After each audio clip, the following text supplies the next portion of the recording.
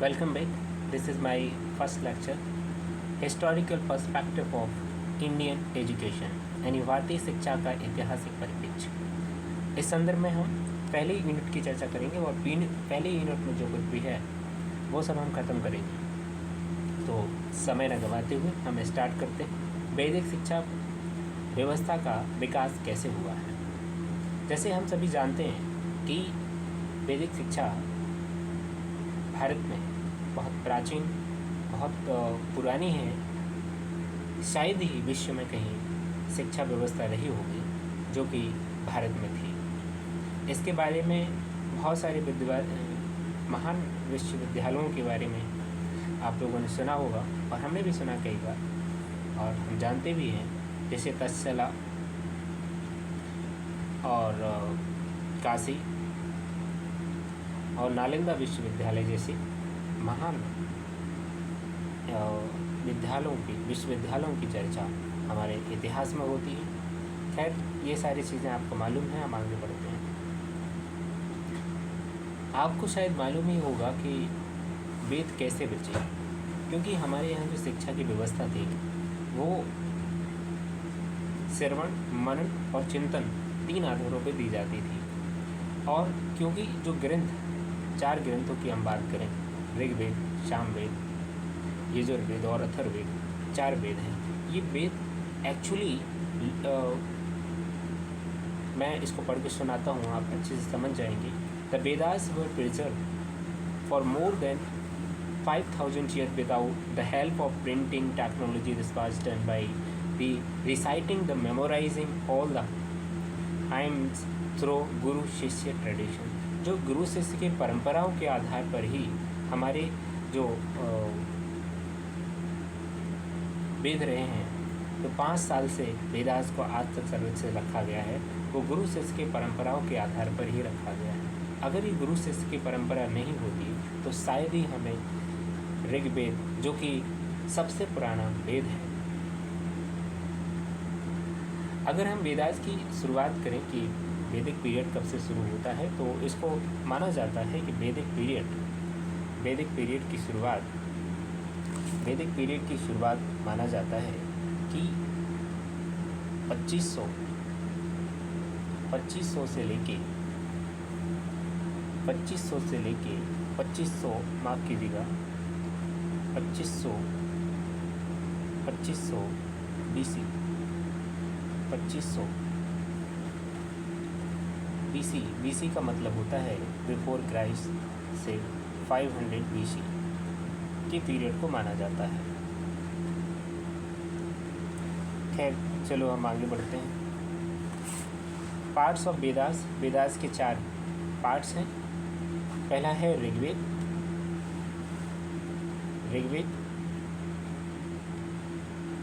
पहला है ऋग्वेद, दूसरा सामवेद, तीसरा यजुर्वेद और चौथा अथर्ववेद।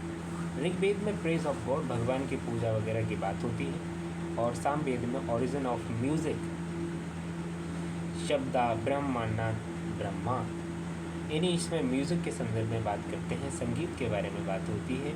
और यजुर्वेद में हम वेदास और गॉड से पूजा पाठ के बारे में चर्चा होती है।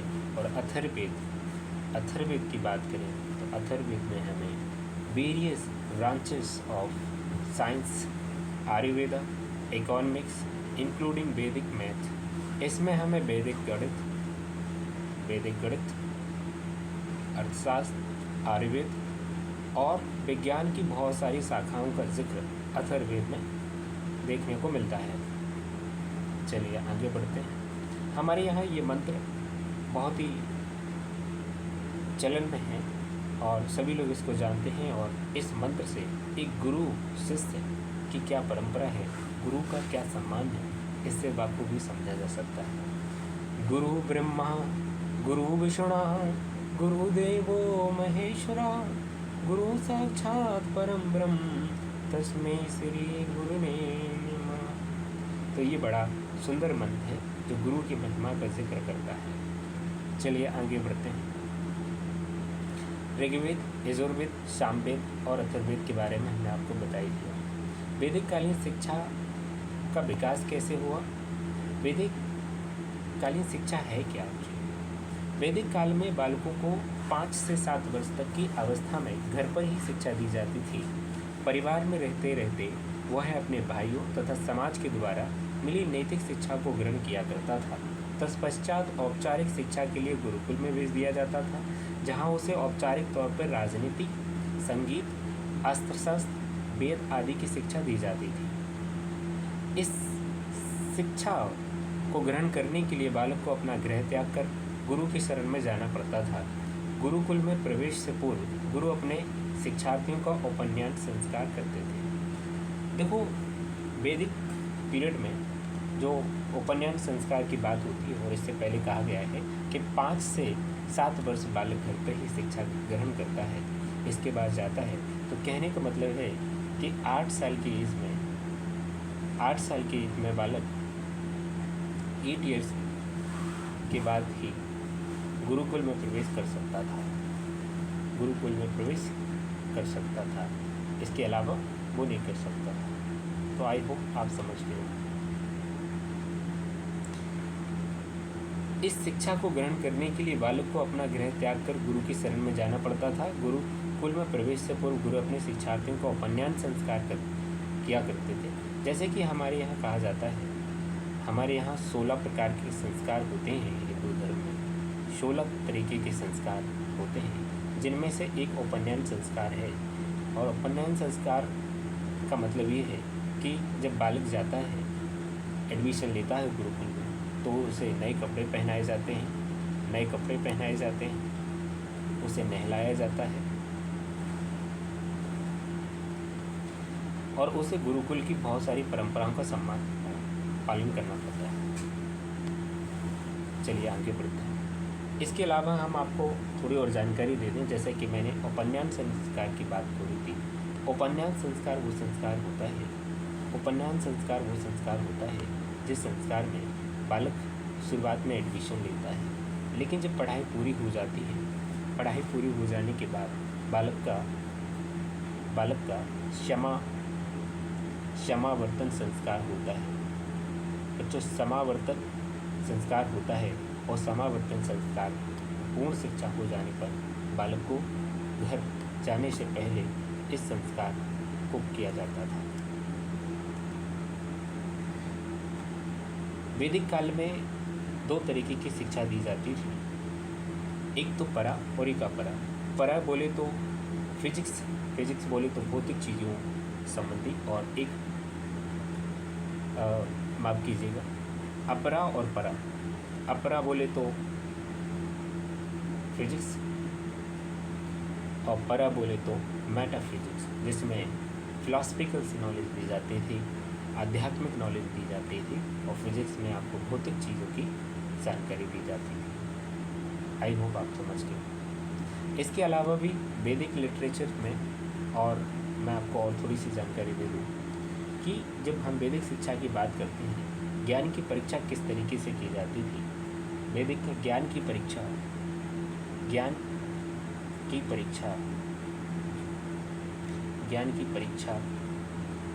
कैसे होती है? ज्ञान की परीक्षा के कुछ आधार थे, और उन आधारों में और ज्ञान की परीक्षा और डिग्रियां जो आज के ज़माने में मिलती हैं, तो अगर बालक ने 12 वर्ष अध्ययन किया, 12 वर्ष अध्ययन करने पर बालक एक वेद सीख जाता था, ऐसा माना जाता था। एक वेद सीखने पर 12 वर्ष होते थे, और इसे स्नातक कहा जाता था। दूसरा, अगर उसने 24 साल कर ली, तो ये मान लीजिए कि उसने एक वर्ष वसु कर लिया।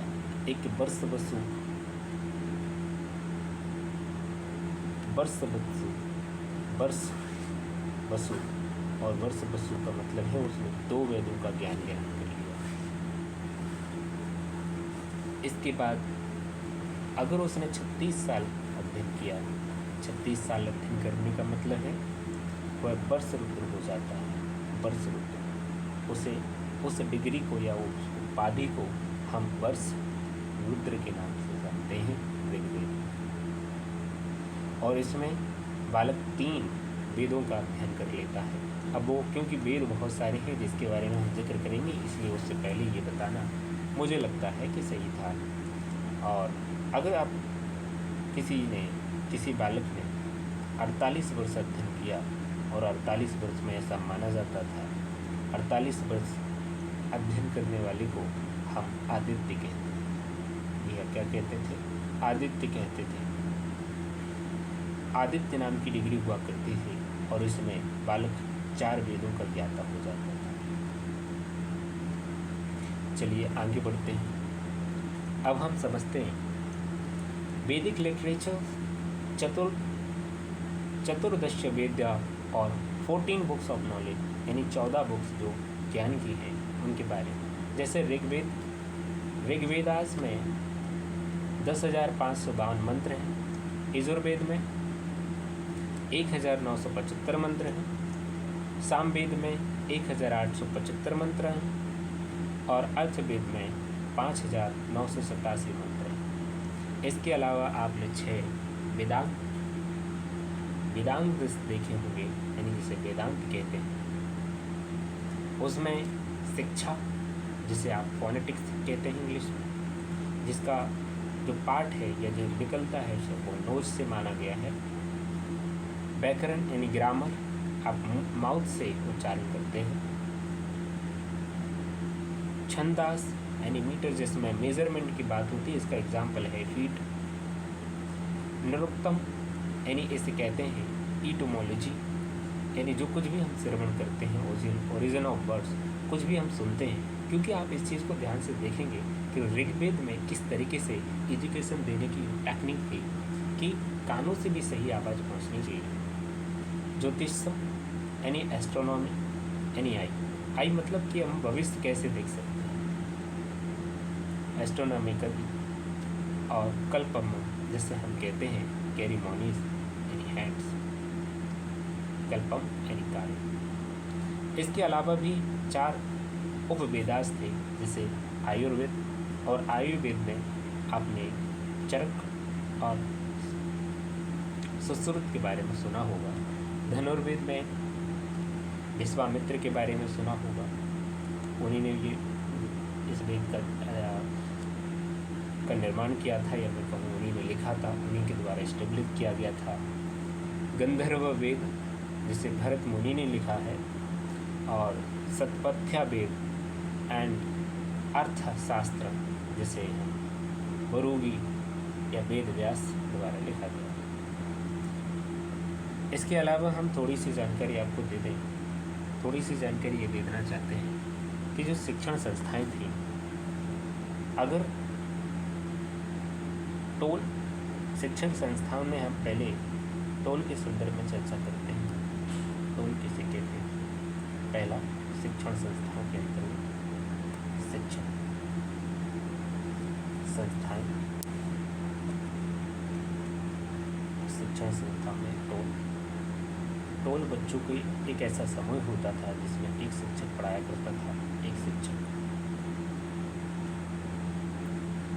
और दूसरे में घटिका। और घटिका बच्चों का एक ऐसा समय, जो कि हम वैदिक काल की बात कर रहे हैं। घटिका भैया ध्यान से समझें, घटिका, और इसमें 1, 2 अथवा 3 शिक्षक भी हो सकते थे। तीसरा व्यवस्था जो थी शिक्षण संस्थान की, एक परिषद हुआ करती थी, और परिषद में लगभग 10 शिक्षक हुआ करते थे। चौथे तरीके की, जिस शिक्षण व्यवस्था में आज हम विद्यापीठ की बात करते हैं, विद्यापीठ, और विद्यापीठ में कोई अनुमान नहीं है, जितने भी शिक्षक हों कोई अनुमान नहीं है, और ज़्यादा कम हो सकते हैं या बहुत ज़्यादा भी हो सकते हैं। इसके अलावा आपने विश्वविद्यालय के बारे में सुना होगा, विश्वविद्यालय, और विश्वविद्यालय के बारे में जैसा कि आपने सुना ही है, तो विश्वविद्यालय में भी कोई अनुमान नहीं है कि कितने शिक्षक होते होंगे। वैदिक काल की बात कर रहे हैं। शिक्षण केंद्र के बारे में भी हम थोड़ा मोटा मोटा आपको जानकारी दे दें तक्षशिला के बारे में आपने सुना होगा। तक्षशिला जो कि इस टाइम में पीके यानी पाकिस्तान में है। मिथिला यूनिवर्सिटी जो कि वैदिक काल में थी, मिथिला यूनिवर्सिटी अगर इस टाइम अगर बात करें तो ये बिहार शॉर्ट में मैंने लिखा है, याद रखना, और झारखंड के आसपास पड़ती है। प्रयाग यूनिवर्सिटी, प्रयाग और काशी, प्रयाग और काशी,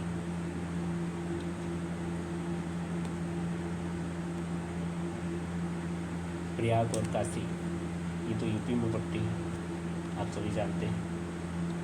और प्रयाग ये जो नाम है वैदिक काल में प्रयाग था, फिर अंग्रेज़ों के टाइम इसको इलाहाबाद कर दिया गया, और फिर योगी जी के कार्यकाल में इसे फिर से प्रयाग से प्रयागराज कर दिया गया है। इलाहाबाद से प्रयागराज कर दिया, इस बारे में आप जानते ही होंगे। चलिए आगे बढ़ते हैं। इसके अलावा एक मात्र ऐसी यूनिवर्सिटी थी जिसे हम कांची शिक्षण संस्थान है, जो कि दक्षिण भारत का एकमात्र विश्वविद्यालय था, कांची। और वर्तमान समय में इसे कांचीवरम कहते हैं बच्चों, कांचीवरम कहते हैं। चलिए आगे बढ़ते हैं। मैं आपको वैदिक शिक्षा की कुछ विशेषताओं के बारे में चर्चा करेंगे, तो इसके बाद और भी आपको बताएंगे। वैदिक शिक्षा की विशेषताएं क्या थी? वैदिक शिक्षा का स्वरूप बहुत व्यापक था। यह शिक्षा मनुष्य के सर्वांगीण विकास हेतु प्रसारित थी, अतः इसका वृहद उद्देश्य था संपूर्ण तथा बहुआयामी व्यक्तित्व का विकास करना। अतः शिक्षा वर्तमान जीवन की श्रेष्ठता के लिए कार्य न करके आगामी जीवन की तैयारी के रूप में प्रदान की जाती थी। आगामी जीवन यानी भविष्य आपका कैसा हो, इस चीज़ को ध्यान में रखा जाता था। इसके अलावा भी हम वैदिक शिक्षा के बारे में और जो एक्स्ट्रा जानकारी आपको देना चाहते हैं, इसमें वैदिक शिक्षा में जनरली ईश्वर भक्ति का ज्ञान, ईश्वर भक्ति के बारे में बच्चों को समझाया जाता था कि ईश्वर से उनका लगाव होना चाहिए। उनके चरित्र निर्माण पर ध्यान दिया जाता था, उनके व्यक्तित्व पर ध्यान दिया जाता था, उन्हें नागरिक तथा सामाजिक ज्ञान, उनके कर्तव्य क्या हैं इसकी जानकारी दी जाती थी। सामाजिक कुशलताएं सिखाई जाती थी। सुख की उन्नति कैसे की जा सकती है ये सिखाया जाता था। संस्कृत का बड़ा संरक्षण किया गया है, क्योंकि उस टाइम वैदिक समय में, वैदिक पीरियड में संस्कृत ही एकमात्र ऐसी भाषा थी जो जिस तरीके से अभी हम अंग्रेजी को एकमात्र ऐसी भाषा मानते हैं जो कंटेंट आपको ज़्यादातर मात्रा में देखने को मिलता है, कहीं पर अंग्रेज़ी में अच्छे से अच्छे कंटेंट मिल जाते हैं, वैसे ही संस्कृत के ज़्यादा से ज़्यादा कंटेंट मिल जाते थे। और तो संस्कृत का संरक्षण किया जाए, ये भी उस वैदिक शिक्षा का एक अहम उद्देश्य था, और इसको विस्तारित भी किया जाए। ठीक है, हमने वैदिक शिक्षा को समझ लिया। अब वैदिक शिक्षा और वर्तमान शिक्षा में क्या अंतर है और क्या उसकी खामियां हैं, और वैदिक शिक्षा को अगर अभी अपनाया जाए वर्तमान समय में तो विद्यालयों में क्या सुधार आ सकता है, ये आप स्वयं से एनालिसिस करिए, समझिए। क्योंकि समय कम है, इसलिए हम इतना ही आपको थोड़ा अंदाज़ा लगाने के लिए कह देते हैं। आधुनिक शिक्षा की विशेषता क्या है, फिर भी हमने थोड़ा सपोर्ट किया है। आधुनिक शिक्षा सबसे पहले 1835 को लागू की गई, जिसका उद्देश्य था कि सरकारी कर्मचारी पाश्चात्य शिक्षा का प्रयोग कर सकें, लेकिन इसमें गरीब और मजदूर वर्गों से इन विशिष्ट लोगों को अलग कर दिया, जिस वजह से हमें कई सारी समस्याओं का सामना करना पड़ा। आधुनिक शिक्षा के लाभ होने के बाद भी लगभग 100 साल बाद भी शिक्षा का स्तर ऊंचा नहीं हुआ है। जैसे कि अंग्रेज जब आए तो अंग्रेज़ों का उद्देश्य ये था कि वो कैसे ऐसे क्लर्क तैयार कर सकें ताकि उनको दिमाग लगाना ही नहीं पड़े, उन्हें एक मशीन की तरह बना दिया गया। ऐसी शिक्षा दी गई कि वो बस काम करते रहे, कुछ अलग सोच नहीं पाए। जबकि वैदिक शिक्षा में सोचने पर ध्यान दिया जाता था, व्यक्तित्व पर, उनके पर्सनालिटी पर ध्यान दिया जाता था। ये सबसे बड़ी विशेषता हमें देखने को मिलती है। अब हम बौद्धकालीन शिक्षा पद्धति की बात करते हैं और बौद्ध के बारे में, जिन्हें एनलाइटनमेंट ऑफ एशिया कहा जाता है, इनमें पूरे एशिया के एक प्रकाश पुंज के रूप में इन्हें देखा जाता है। प्रकाश पुंज ज्ञान की एक खान कह सकते हैं। भगवान बुद्ध ने भारत में ही नहीं, दुनिया में शिक्षा का बहुत प्रचार प्रसार किया। बौद्धकालीन शिक्षा पद्धति, बौद्धकाल में शिक्षा मनुष्य के सर्वांगीण विकास का साधना थी। इसका उद्देश्य मात्र पुस्तकीय ज्ञान प्राप्त करना नहीं था, और जो कि होना भी नहीं चाहिए, अपितु मनुष्य के स्वास्थ्य का भी विकास करना था। बौद्ध युग में शिक्षा व्यक्ति के शारीरिक, मानसिक, बौद्धिक तथा आध्यात्मिक उत्थान का सर्वप्रमुख माध्यम थी। बौद्ध शिक्षा व्यवस्था का पाठ्यक्रम क्या है, इसको समझते हैं, जिसमें 3 वर्ष से प्राथमिक शिक्षा शुरू हो जाती थी, जिसमें विद्यार्थी को 49 अंकों वाली सिद्धि वस्तु पुस्तक का अध्ययन करना पड़ता था। सिद्धि वस्तु 49 अंकों की सिद्धि वस्तु की बात हो रही है। बाद में उसे व्याकरण, चिकित्सा के साथ ही तर्कशास्त्र, दर्शन आदि का भी अध्ययन करना पड़ता था। शिक्षा का माध्यम पाली भाषा हुआ करती थी।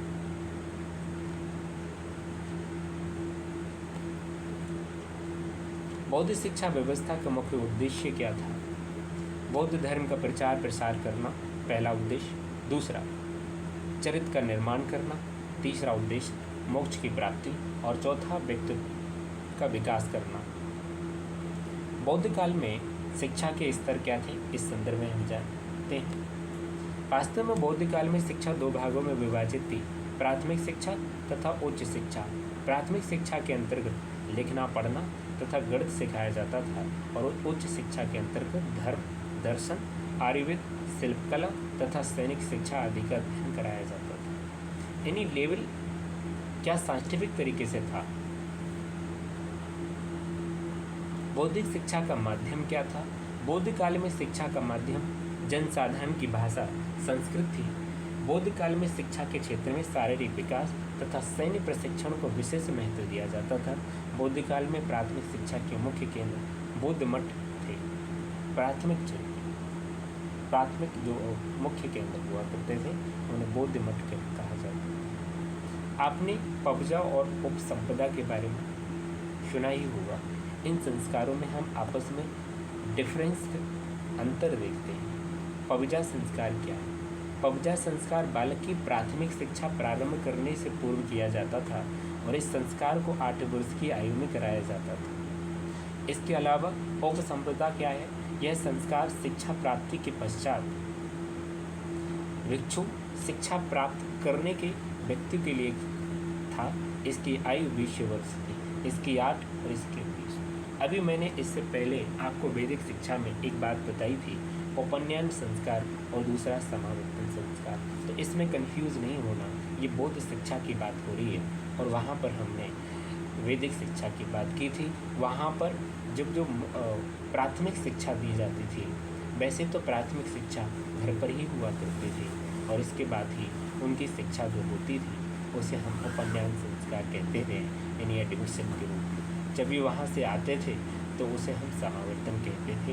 ये मैंने रिवीजन के तौर पे आपको दोहरा दिया ताकि आप कंफ्यूज ना हो जाएं कि पबजा संस्कार, उपसंपदा संस्कार, उपन्यास और समावर्तन संस्कार क्या होते हैं। उनकी हम चर्चा कर चुके हैं, इसलिए अब उनको बार बार नहीं कहना चाहेंगे। इसमें बालक यानी पबजा संस्कार में इसमें बालक सिर मुड़ाकर पीले वस्त्र पहनकर भिक्षु के सम्मुख 3 बार दोहराता है। क्या दोहराता है मित्रों? बुद्धं शरणं गच्छामि, धम्मं शरणं गच्छामि, संघं शरणं गच्छामि। यानी बुद्ध के शरण में अपने आप को समर्पित करते हैं, धम्म की शरण में आपको समर्पित करते हैं, संघ को समर्पित करते हैं। यानी हर तरीके से एक बालक एक विद्यार्थी अपने आप को बुद्ध मठ में मठ में के लिए अपने आप को समर्पित कर देता है कि जैसा भी रखेंगे, जैसा भी स्थिति रहेगी, वो हर स्थिति में अपने आप को रखने के लिए तैयार है। और इसके अलावा उपसंपदा में क्या होता है, इसमें छात्र से कई भिक्षुक अलग अलग प्रश्न पूछते थे और सफल होने पर उसे यानी छात्र को भिक्षु शिक्षा में प्रवेश मिल जाता था। यानी प्रश्न पूछने की यानी इंटरव्यू लेने की पद्धति थी बौद्धिक काल में। पबजा के बारे में भी हम चल रहे हैं, पबजा और उपसंपदा के बारे में आपस में डिफ्रेंशिएट कर रहे हैं। इसमें छात्र के 10 नियमों का पालन अनिवार्य था, जबकि इसमें 10 नियमों के अलावा 6 अन्य नियमों का पालन अनिवार्य था। तो पहले हम 10 नियमों के बारे में समझते हैं। पहला नियम है चोरी न करना, दूसरा जीव हत्या न करना, और तीसरा असत्य न बोलना, और चौथा वो यहाँ पर नंबरिंग गलत हो गई है, इसलिए इस नंबरिंग पे नहीं जाने वाले। नंबरिंग गलत हो गई है, पर आप इस चीज़ को समझ लीजिएगा कि। और चौथा है ऊंचे बिस्तर पर ना सोना, और पांचवा मादक वस्तुओं का सेवन न करना, छठा है वर्जित समय में भोजन न करना, सातवां है अशुद्धता से दूर रहना, और आठवां है नृत्य संगीत आदि से दूर रहना, और नौवां है श्रृंगार प्रसाधनों का प्रयोग न करना, और 10वां सोने चांदी का दान न लेना। इसके अलावा क्योंकि ये जब हम उपसंपदा में बात करते हैं, इन चीज़ों को तो मानना ही पड़ता है। इसके अलावा इन 6 नियमों का भी पालन करना पड़ता है। पहला, वृक्ष के नीचे निवास करना, किसी भव्य महल में नहीं करना है, किसी घर में नहीं करना है, भिक्षा मांग कर भोजन करना है। ये नहीं है कि आप राजा बन के बैठे हो और खा पी रहे हो, भिक्षा कर ही खाओगे जो मिलेगा। स्त्री समागम न करना, यानी स्त्रियों से दूर रहना। अलौकिक भक्तियों का दावा न करना कि मैं महान हूँ, मैं बहुत शक्तिशाली हूँ, आदि इत्यादि का बखान न करें, ये भी इसमें कहा गया है। इसके अलावा इसमें कहा गया है साधारण वस्त्र धारण करना, बहुत चमकीले चमक दमक वाले कपड़े ना पहने। और छठवां, औषधि के रूप में गोमूत्र लेना, औषधि के रूप में गोमूत्र को लेना बताया गया है। आई होप आप इतनी बातों को समझ गए हो। अब हम बात करते हैं education in Muslim period 1200 to 1757, क्योंकि कहीं कहीं ये डेट तो लिखी रहती है, ये डेट तो लिखी ही रहती है। इसके अलावा हम आपको बता दें, इसके अलावा भी जो ज़्यादातर देखने को मिलती है कि एक तो होता है प्री मेडिवल या प्री मिडाइवल होता है, और प्री मिडाइवल क्या है? प्री मिडाइवल पीरियड जो है वो 600 AD से 1200 AD के मध्य है। AD का मतलब होता है अन्नो, और D का मतलब होता है डी, यानी अंडो डी। और BC के बारे में शायद मैंने बता दिया, नहीं बताया है, तो बिफोर क्राइस्ट होता है, बिफोर क्राइस्ट, जीसस क्राइस्ट के जन्म के पहले की ये वर्ष। और AD का मतलब होता है जीसस क्राइस्ट के जन्म के बाद की बात। आई होप, यानी हिंदी में कहते हैं और हम अच्छे से समझें तो ईसा पूर्व यानी BC, और ईसवी जिसे आप कहते हैं उसे कहा जाता है AD। आई होप आप अच्छे से समझते हो। आगे बढ़ते हैं। तो जो मिडाइवल पीरियड था, एक तो पीरियड बताया गया था जिसे हमने प्री मीडिएवल बताया है आपको, 6 AD से लेके 1200 AD, और जिसे हम प्री कहते हैं, प्री मिडाइवल अभी मैंने बता दिया है। तो हम आगे बढ़ते हैं। फिर इसके बाद मिडाइवल पीरियड जो आता है, जो कि अभी यहीं पे लिखा हुआ है, कहीं कहीं 1857 भी बताया जाता है, तो कन्फ्यूज मत होना, इस चीज़ को ध्यान रखना, दोनों ही सही है। मॉडर्न पीरियड, क्योंकि मुग़ल सम्राट जिसे बाबर कहते हैं उसकी डेथ इसमें हो गई थी, यहाँ से ब्रिटिश का शासन चलने लगा और 1857 तक से कंपनी का रूल आ गया, ईस्ट इंडिया कंपनी। तो ईस्ट इंडिया कंपनी ने जो एजुकेशन दी होगी वो किस तरीके से दी होगी, इसकी हम चर्चा बाद में करेंगे। खैर, आगे बढ़ते हैं। मुग़ल पीरियड में शिक्षा का मेन उद्देश्य क्या था? जैसा कि हमें मालूम है, मुग़ल हमारे यहाँ कब आए? मुग़ल हमारे यहाँ कब आए? मुग़ल साम्राज्य की स्थापना बाबर ने की थी, और बाबर 1526 में आया था। कमेंट करके बताइए कब आया था। और इसके बाद से लगातार 26, 27, 28 और 29 में 4 लगातार युद्ध लड़े थे। तो कौन से युद्ध थे? कमेंट करके बताइए। तो चलिए आगे बढ़ते हैं।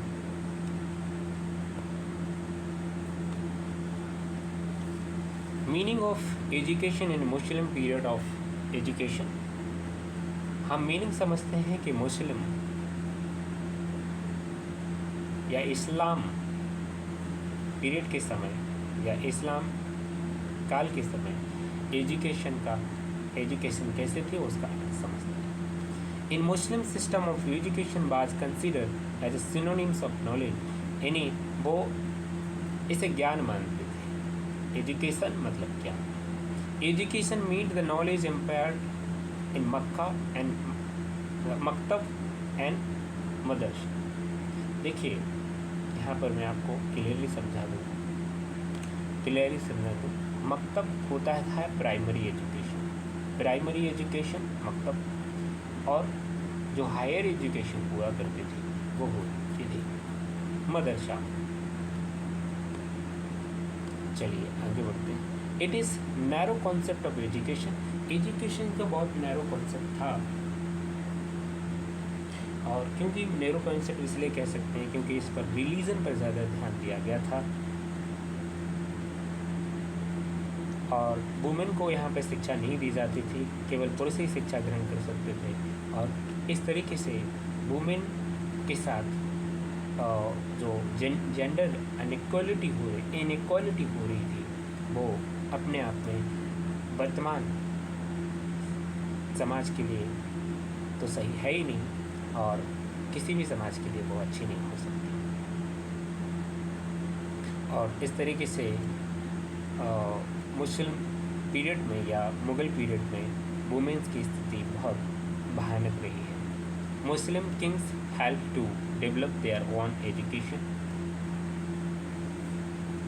एजुकेशन के लिए मुस्लिम पीरियड में काफ़ी, जैसे महान शाहजहाँ के बारे में बात करें, अकबर के बारे में बात करें, इनके टाइम, और इससे पहले मैं अलबरूनी की बात करें, और अलबरूनी भारत आया था, उसने साइंस पर और साइंटिफिक डेवलपमेंट पर ज़्यादा बात की थी, जो आप लोगों को मालूम ही होगा। मकतब यानी प्राइमरी एजुकेशन और मदरसा हायर एजुकेशन होती है। इस्लामिक शिक्षा पद्धति क्या है इसको समझते हैं। कुरान इस्लाम का पवित्र ग्रंथ है। ये हज़रत मोहम्मद है जो मुस्लिमों के पवित्र देवता हैं। हज़रत मोहम्मद का जन्म मक्का में 570 ईस्वी में हुआ, और इनकी मृत्यु 632 ईस्वी में मदीना नाम के नगर में हुई। इस्लामिक शिक्षा पद्धति क्या है? क्योंकि मदरसे होते तो इन मदरसों में निःशुल्क शिक्षा प्रदान की जाती थी एवं मदरसों में भोजन की व्यवस्था भी होती थी। मुस्लिम काल में शिक्षा चलाने के लिए बादशाह मदरसों की सहायता प्रदान करते थे। वो इसे पवित्र मानते थे और अपना धर्म मानकर मदरसों के लिए आर्थिक सहायता प्रदान करते थे, क्योंकि राजा का ये भार होता था। राजा अपनी इच्छा से, क्योंकि राजा का उद्देश्य, जो मुग़ल सम्राट हुआ करते थे, उनका ज़्यादातर अकबर को छोड़ के ज़्यादातर लोगों का यह उद्देश्य था कि वो अपने धर्म का प्रचार करें और बच्चों को नॉलेज दें, ज्ञान दें। और धर्म का प्रचार के लिए वो पैसे देते थे, धन देते थे, और जिसकी भी ज़रूरत पड़ती थी शिक्षा के लिए वो सारी व्यवस्थाएं करते थे। जिसमें अकबर, शाहजहाँ, जहांगीर के बारे में आप जानते हो कि जहांगीर कला का माहिर था, तो कला का काफ़ी प्रचार हुआ उसके समय में। इस्लामिक शिक्षा के लिए मदरसे, तो ये हायर एजुकेशन के लिए मैं बता ही चुका हूँ पहले। अब हम आधुनिक शिक्षा में इस्लामिक शिक्षा का योगदान क्या है इसको समझते हैं। बादशाहों और अनुशासकों की व्यक्तिगत रुचि के अनुसार इस्लामी आधार पर शिक्षा दी जाने लगी। इस्लाम के संरक्षण और प्रचार के लिए मस्जिदें बनती गई, साथ ही मकतबों, मदरसों, पुस्तकालयों की स्थापना होने लगी।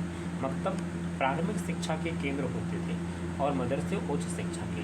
मकतबों की शिक्षा धार्मिक होती थी, तो क्योंकि वो धार्मिक बताते थे अल्लाह ही सब कुछ है।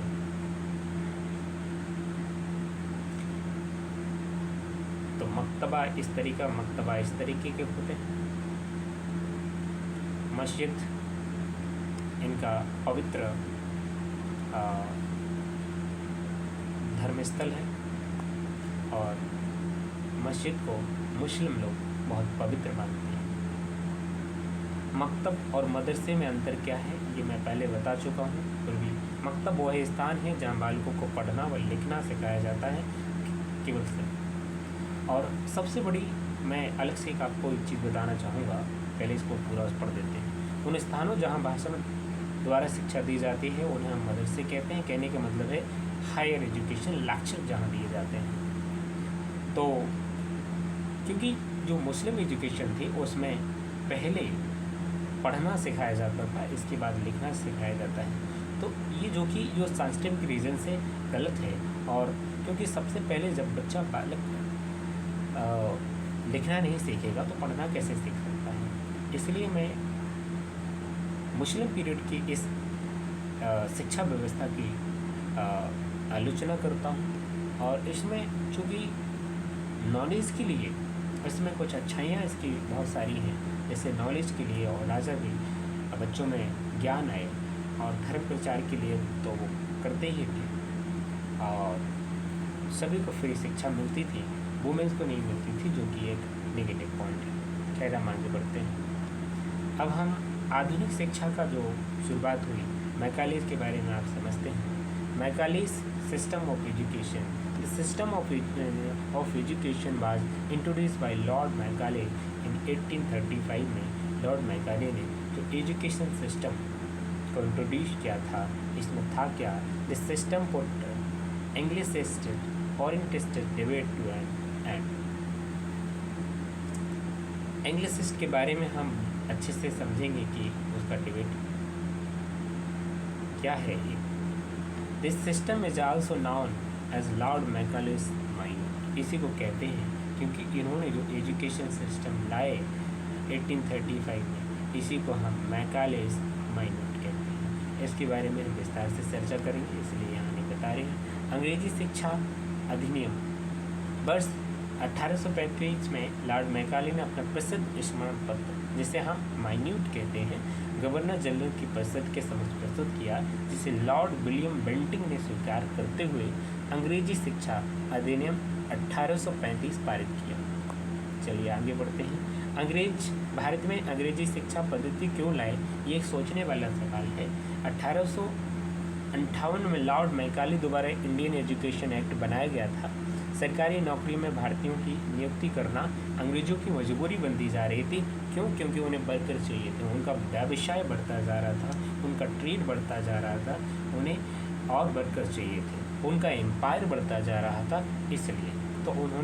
इसलिए अंग्रेजी को शिक्षा का माध्यम बनाकर अंग्रेज गुलाम की फ़ौज खड़ी करना चाहते थे, गुलामों की फ़ौज खड़ी करना चाहते थे। मैकाले के बाद भी आने वाले समय में सभी अंग्रेजों ने इनकी परंपरा को निर्बाध गति से बढ़ाने का काम किया। 1835 में भारत में अंग्रेजी शिक्षा अधिनियम क्या है, जो कि मैं पहले मैकाले के बारे में मैंने बात की थी। 1835 में भारत में अंग्रेजी शिक्षा अधिनियम 1835 भारतीय परिषद का एक विधि अधिनियम था और 1835 में ब्रिटिश इंडिया कंपनी के तत्कालीन गवर्नर जनरल विलियम बेंटिंग द्वारा एक निर्णय को प्रभावित किया गया था, जिसे ब्रिटिश संसद द्वारा खर्च करने के लिए आवश्यक धन को पुनः आवंटित करने के लिए किया गया था। भारत में शिक्षा और साहित्य पर जो कि 1 लाख रुपए उस टाइम पे खर्च करने का इसमें बजट रखा गया था। हालांकि इसकी भी हम चर्चा करेंगे। लॉर्ड विलियम बेंटिंग ये first governor general of India थे। चार्टर एक्ट 1833 क्या है, इसके बारे में हम विस्तार से चर्चा करेंगे। एजुकेशन रिफॉर्म 1835 ये लाए थे और चार्टर एक्ट 1835 ये क्यों लाए और इसकी भी हम बात करेंगे। इन्होंने ही सती प्रथा को ख़त्म किया, जो कि राजा राम मोहन के बारे में आपने सुना ही होगा, तो इन्हीं के टाइम थे। सती प्रथा भी अपने आप में एक अभिशाप है, क्योंकि महिलाओं के साथ एक अन्याय ही था ये हिंदू धर्म में। 1833 का चार्टर अधिनियम क्या है, इसका जिक्र हम करने जा रहे हैं। इसने भारत के ब्रिटिश उपनिवेशीकरण को प्रभावी रूप से भेद कर दिया। उस समय भारत में दास प्रथा मौजूद थी। इस अधिनियम में भारत में दास प्रथा समाप्त करने का प्रावधान किया गया। वर्ष 1833 में ब्रिटेन और उसके द्वारा अधिकृत सभी क्षेत्रों में ब्रिटिश संसद द्वारा दासता को समाप्त कर दिया 1833 चार्टर एक्ट के तहत। और क्योंकि मैंने आपको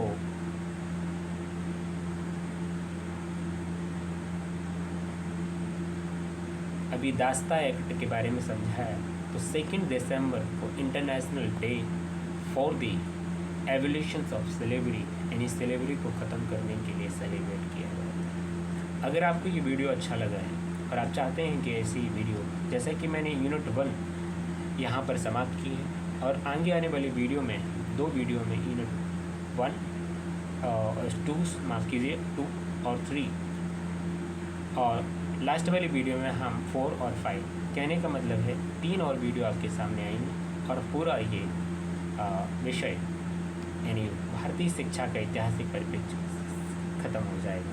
अगर आपको अच्छा लगे अपना लाइक और सब्सक्राइब करके हमारा मोटिवेशन बढ़ाइए, और आपको लगता है किसी को शेयर करना चाहिए तो आप शेयर भी कर सकते हैं। जेके राठौर क्लासेस को आपसे मैंने कह दिया, अब आपकी इच्छा है।